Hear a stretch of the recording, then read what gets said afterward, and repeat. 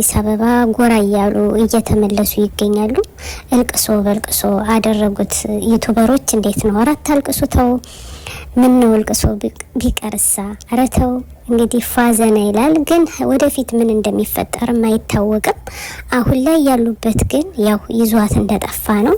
እንግዲህ ወንድምየው ይቅርታ አድርግልኝ እያለ አብረሽ እያለ ነው። ይቅርታ ጠይቋል ለቤተሰቦቿም ማለት ነው። አይገርምም? የሚገርማችሁ ነገር የሁለት ቀን አልተቀመጡበትም። ቤቱ ተገዛ፣ መኪናው ተገዛ፣ ቤቱ ተረተበ፣ ተደሰትንና አልተቀመጡበትም። ስለዚህ ለምን ዩቲዩብ አሰራም?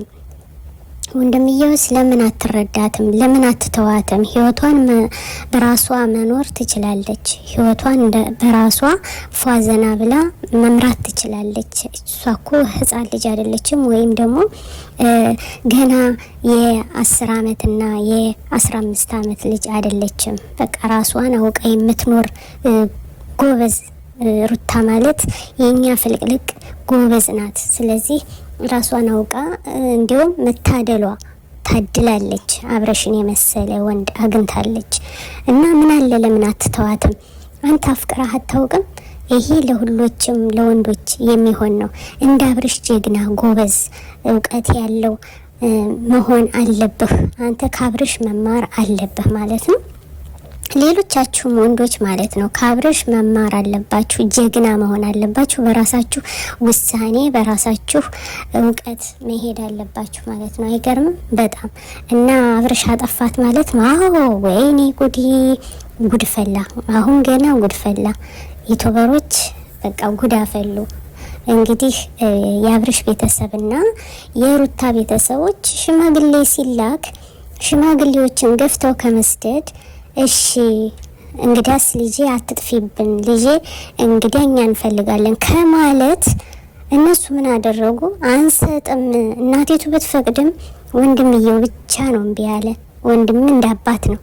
ስለዚህ ሊሰጥ አልቻለም። ስለዚህ እቺ ወጣት ልጅ ደግሞ መጥፋት ነው ያለባት። እኔ ፈቅጄላታለሁ፣ ብትጠፋም አይደንቀኝም። ጎበዝ ደግ አደረክ እና ሻንጣዋን ይዛ ወደ ቡታጅራ የነበረች እንግዲህ ወደ አዲስ አበባ ሸገሬ ጎራ እያለች ትገኛለች ማለት ነው።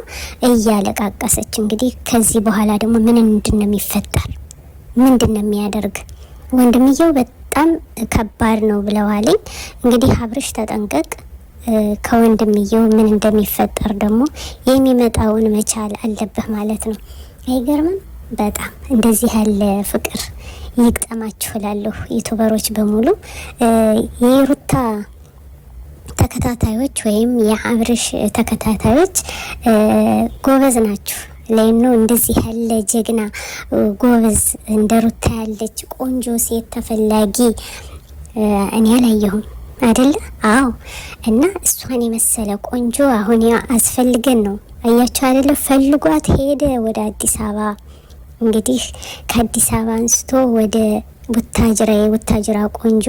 አሁን ደግሞ እሱ ብቻዬን አልመለስም፣ እጋፈጣለሁ፣ የፈለገ ይሆን ሩታ ጋር አብሬ ሞታለሁ ብሎ ስንት ቀን ሄዶ የሚማጠን ነጋሽዬ ሁላ ሄዱ ሽምግልና። ሽማግሌዎችን ገፍተው ከመስደድ እሺ ልጄ ለልጄ ብለው መፍቀድ ነበረባቸው ማለት ነው። ግን ወንድምየው ሊፈቅድ አልቻለም። ሩታም ጠፍታለች። እንግዲህ ከአብረሽ ጋር ሸገሬ ጎራ ሊሉ ህይወቷን ከፍቅረኛዋ ጋራ ህይወቷን ልትመራ መጣለች ማለት ነው። እንግዲህ ቤተሰብ ሳይፈቅድ ቤተሰብ ሳይወድ ትዳር ሆኖ አያውቅም። ለሀንችም ላይ ጥፋት አለ። ግን ለአሁኑ ጠፋሽ መቼም ወቸው ጉድ ነው። እንግዲህ ምንም ማድረግ አንችልም። ነገ ደግሞ ምን እንደሚፈጠር አይታወቅም። ይህን ነገር ወዳችሁታል? እኔ አልወደድሁትም። መጥፋቷን አልወደድሁትም። ግን ማስማማት እናቷን ለምና ወይም ደግሞ ለሱ ቀረብ ያለ ሰው ቢኖር ኑሮ ቢለምኑት ጥሩ ነበር። ለነገሩ በነገራችን ላይ ሀነጋሽዬ የበለጠ ሽማግሌ ሰው የለም። እንግዲህ እነሱ ሂደው ለምነው እባካችሁ፣ ድሮም የፈራቸው ነገር ነበረ። ፈርታለች ስትሄድ በጣም ነው የፈራች።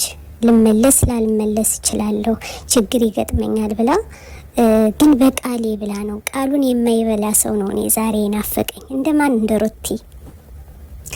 እንግዲህ አብርሽዬም ታድለሃል። ሩታን የመሰለ ቃለኛ ያገኘህ።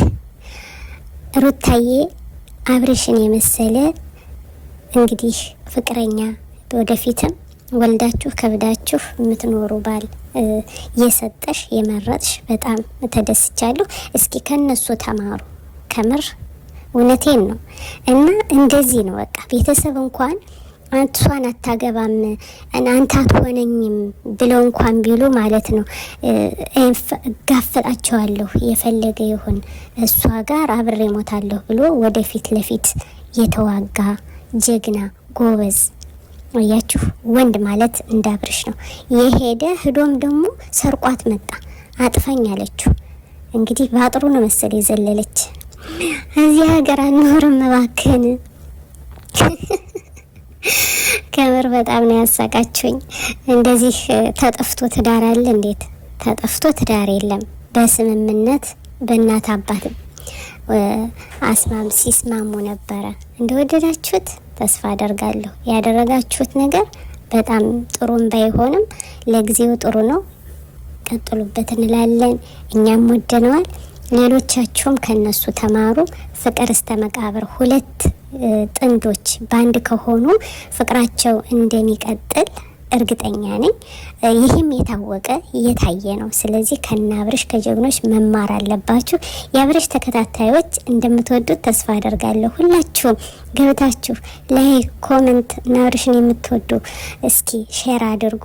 እንደወደዳችሁት ተስፋ አደርጋለሁ። በድጋሚ እስከምንገናኝ ሀገራችን ሰላም አላህ ያርግልን። ኢትዮጵያ ለዘላለም ትኖር። አሰላሙ አለይኩም ወራህመቱላሂ ወበረካቱ።